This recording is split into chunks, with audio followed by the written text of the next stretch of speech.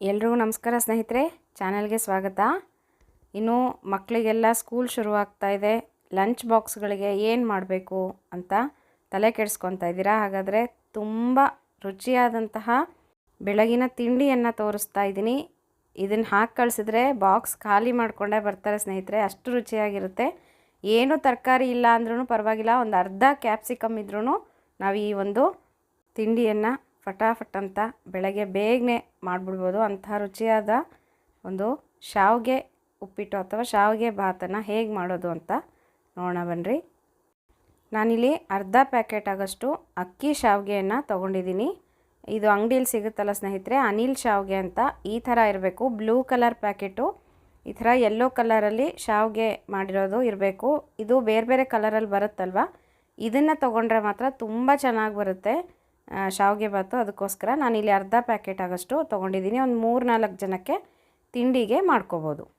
ಇದಕ್ಕೆ ಒಂದು ಅರ್ಧ ಕ್ಯಾಪ್ಸಿಕಮನ್ನು ಉದ್ದುದ್ದನಾಗಿ ಈ ಥರ ಹೆಚ್ಚಿಟ್ಕೊಂಡಿದ್ದೀನಿ. ಆಮೇಲೆ ಹಸಿಮೆಣಸಿನ್ಕಾಯಿ, ಕರಿಬೇವಿನ ಸೊಪ್ಪು, ನಿಂಬೆಹಣ್ಣು, ಆಮೇಲೆ ಕಾಯಿ ತುರಿ. ಇದಿಷ್ಟು ಸ್ವಲ್ಪ ಇಂಗ್ರೀಡಿಯೆಂಟ್ಸಲ್ಲಿ ತುಂಬ ರುಚಿಯಾಗಿ ಶಾವಿಗೆ ಭಾತನ್ನು ಮಾಡ್ಕೋಬೋದು ಸ್ನೇಹಿತರೆ. ಇಲ್ಲಿ ನಾನು ಒಂದು ಬಟ್ಲಲ್ಲಿ ನೀರನ್ನು ಕುದಿಯೋಕ್ಕಿಟ್ಟಿದ್ದೀನಿ.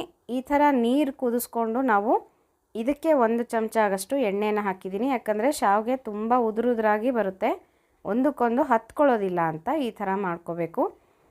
ನೀರೇನು ಮೆಜರ್ಮೆಂಟ್ ಇಲ್ಲ ಸ್ನೇಹಿತರೆ, ನೀವು ನೋಡ್ಕೊಂಡು ಇಟ್ಕೊಳ್ಳಿ, ಪರವಾಗಿಲ್ಲ. ಇಲ್ಲಿ ನೀರು ಕುದೀತಾ ಇದೆಯಲ್ಲ, ಈ ಥರ ಚೆನ್ನಾಗಿ ಕುದಿ ಬರಬೇಕು. ಈಗ ಸ್ಟವನ್ನು ಸಿಮ್ ಮಾಡ್ಕೊಂಬಿಟ್ಟು ಪೂರ್ತಿ ಸಣ್ಣ ಮಾಡ್ಕೋಬೇಕು. ನಾವು ತೊಗೊಂಡಿರೋಂಥ ಶಾವಿಗೆಯನ್ನು ಇದಕ್ಕೆ ಹಾಕಿಬಿಡೋದು. ಕೆಲವರು ಒಗ್ಗರಣೆ ಮಾಡಿ ನೀರು ಹಾಕ್ತಾರೆ. ಕೆಲವೊಂದು ಸಲ ಅದು ಮುದ್ದೆ ಆಗಿಬಿಡುತ್ತೆ ಸ್ನೇಹಿತರೆ. ಈ ಥರ ಮಾಡಿದ್ರೆ ಮಾತ್ರ ಯಾವತ್ತೂ ಶಾವಿಗೆ ಉಪ್ಪಿಟ್ಟು ಅಥವಾ ಶಾವಿಗೆ ಭಾತು ಮುದ್ದೆ ಆಗೋದಿಲ್ಲ, ತುಂಬ ಉದುರುದ್ರಾಗಿ ಬರುತ್ತೆ. ನಿಮಗೆ ತೋರಿಸ್ತೀನಿ ನಾನು ಎಷ್ಟು ಚೆನ್ನಾಗಿ ಬರುತ್ತೆ ಅಂತ. ಈಗ ನಾವು ಸ್ಟವ್ ಆಫ್ ಮಾಡ್ಕೊಂಬಿಡೋಣ. ಆಫ್ ಮಾಡಿಕೊಂಡು ಇದನ್ನು ತುಂಬ ಹೊತ್ತು ಬಿಡಬಾರ್ದು ಸ್ನೇಹಿತರೆ, ನೋಡ್ತಾ ಇರಬೇಕು. ಒಂದು 5 ನಿಮಿಷದ ಒಳಗಡೆ ನಾವು ಇದನ್ನು ತೆಕ್ಕೊಂಡು ಬಿಡಬೇಕು. ನೋಡಿರಿ, ಈ ಥರ ನೋಡಿಕೊಂಡು ಒಂದು ಸ್ವಲ್ಪ ಬೆಂದಿದ್ರೆ ಸಾಕು, ತುಂಬ ಬೇಯೋದು ಬೇಕಾಗಿಲ್ಲ. ಈಗ ಇದಾಗಿದೆ. ಇದನ್ನು ನಾನು ಒಂದು ಜಾಲರಿಲಿ ಹಾಕ್ಕೊಂಡು ಬಸಿದ್ಬಿಡ್ತೀನಿ, ನೀರೆಲ್ಲ ತೆಗೆದುಬಿಡ್ತೀನಿ. ಬಿಸಿ ನೀರೆಲ್ಲ ತೆಗೆದುಬಿಡಬೇಕು ಸ್ನೇಹಿತರೆ. ಅದನ್ನು ಆರೋದಕ್ಕೆ ಬಿಡಬೇಕು. ಯಾಕಂದರೆ ತುಂಬ ಹೊತ್ತು ಬಿಸಿ ನೀರಲ್ಲೇ ಬಿಟ್ಬಿಟ್ರೆ ತುಂಬ ಮೆತ್ತಗಾಗಿಬಿಡುತ್ತೆ. ಆವಾಗ ಶಾವಿಗೆ ಭಾತ್ ಮಾಡೋದಕ್ಕೆ ಹೋದರೆ ಕಲಸೋದಕ್ಕೆ ಬರೋದಿಲ್ಲ, ತುಂಬ ಮುದ್ದೆ ಆಗುತ್ತೆ. ಅದಕ್ಕೋಸ್ಕರ ಈ ಥರ ಬಸಿದ ತಕ್ಷಣ ನಾವು ಬಿಸಿನೀರನ್ನು ತೆಗೆದುಬಿಡಬೇಕು. ಅದರ ಕೆಳಗಡೆ ಬಿಸಿನೀರು ಇರಬಾರ್ದು. ಈಗ ನಾವು ಇದ್ರ ಮೇಲ್ಗಡೆ ಒಂದು ಸ್ವಲ್ಪ ತಣ್ಣೀರನ್ನು ಹಾಕಬೇಕು. ತಣ್ಣೀರು ಹಾಕಿದ ತಕ್ಷಣ ಅದು ತಣ್ಣಗಾಗ್ಬಿಡುತ್ತಲ್ವ, ಶಾವಿಗೆ ತುಂಬ ಚೆನ್ನಾಗಿ ಉದುರಾಗಿ ಬರುತ್ತೆ. ಈಗ ನೋಡಿರಿ, ನಾನೊಂದು ಬಾಣಲಿ ಇಟ್ಕೊಂಡು ಇದಕ್ಕೆ 1-2 ಅಥವಾ 2.5 ಚಮಚ ಆಗೋಷ್ಟು ಎಣ್ಣೆಯನ್ನು ಹಾಕ್ತಾಯಿದ್ದೀನಿ. ಎಣ್ಣೆ ಚೆನ್ನಾಗಿ ಕಾಯಬೇಕು ಸ್ನೇಹಿತರೆ.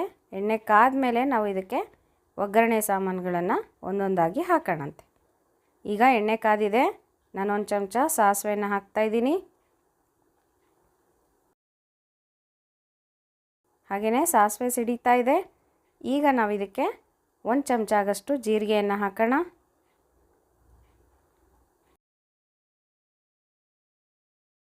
ಸಾಸಿವೆ ಜೀರಿಗೆ ಎಲ್ಲ ಚೆನ್ನಾಗಿ ಸಿಡಿದ ಮೇಲೆ ಇದಕ್ಕೆ ನಾವು 1 ಚಮಚ ಆಗೋಷ್ಟು ಉದ್ದಿನಬೇಳೆಯನ್ನು ಹಾಕೋಣ. ಕಡಲೆಬೇಳೆ, ಉದ್ದಿನಬೇಳೆ ಚೆನ್ನಾಗಿ ಫ್ರೈ ಆಗಬೇಕು. ಇಲ್ಲಿ 1 ಚಮಚ ಆಗೋಷ್ಟು ಕಡಲೆಬೇಳೆಯನ್ನು ಹಾಕ್ತಾಯಿದ್ದೀನಿ.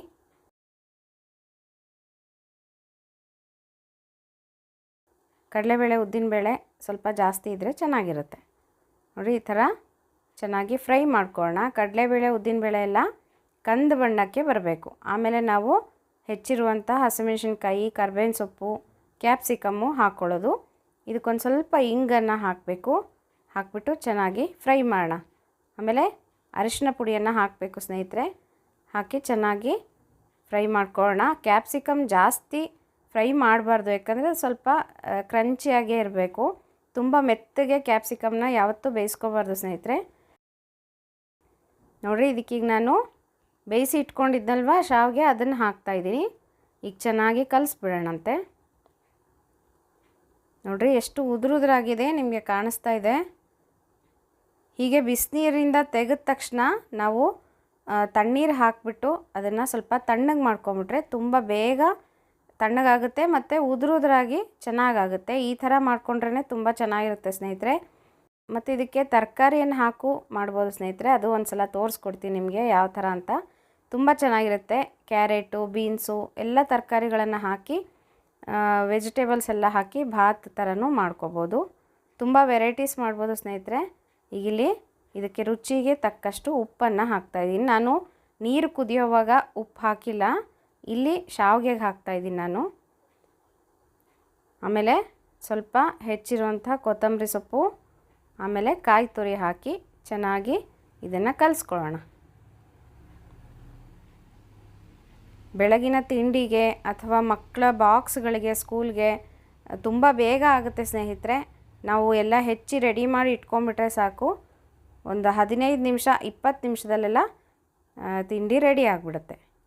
ಮಕ್ಕಳು ಅಷ್ಟೇ ತುಂಬ ಇಷ್ಟಪಟ್ಟು ತಿಂತಾರೆ. ಇದಕ್ಕೆ ಒಂದು ಸ್ವಲ್ಪ ನಿಂಬೆ ಹಣ್ಣನ್ನು ಹಿಂಡೋಣಂತೆ. ಈ ಒಂದು ಶಾವಿಗೆ ಭಾತ್ಗೆ ಕಾಯಿ ಚಟ್ನಿ ತುಂಬ ಚೆನ್ನಾಗಿರುತ್ತೆ ಸ್ನೇಹಿತರೆ. ತುಂಬ ಗಟ್ಟಿ ಮಾಡ್ಕೋಬಾರ್ದು, ಸ್ವಲ್ಪ ನೀರಾಗಿ ಕಾಯಿ ಚಟ್ನಿ ಮಾಡಿದ್ರೆ ತುಂಬ ಒಳ್ಳೆ ಕಾಂಬಿನೇಷನ್ ಅಂತ ಹೇಳ್ತೀನಿ. ಈ ಥರ ತಿಂಡಿಗಳನ್ನು ಮಾಡಿ ಡಬ್ಬಿಗೆ ಹಾಕಿ ಕೊಟ್ಟು ಕಳಿಸಿದ್ರೆ ಇಷ್ಟಪಟ್ಟು ತಿಂತಾರೆ ಮತ್ತು ರುಚಿಯಾಗೂ ಇರುತ್ತೆ. ಹಾಗಾಗಿ ನಿಮಗೆ ತೋರಿಸ್ತಾ ಇದ್ದೀನಿ ಸ್ನೇಹಿತರೆ. ನೀವು ಎಲ್ಲ ಟ್ರೈ ಮಾಡಿ ಹೇಗೆ ಬಂತು ಅಂತ ನನಗೆ ಕಮೆಂಟ್ ಬಾಕ್ಸಲ್ಲಿ ತಿಳಿಸೋದು ಮರಿಬೇಡಿ. ಮತ್ತು ಮುಂದಿನ ವಿಡಿಯೋದಲ್ಲಿ ಸಿಗ್ತೀನಿ ಸ್ನೇಹಿತರೆ. ನಮಸ್ಕಾರ.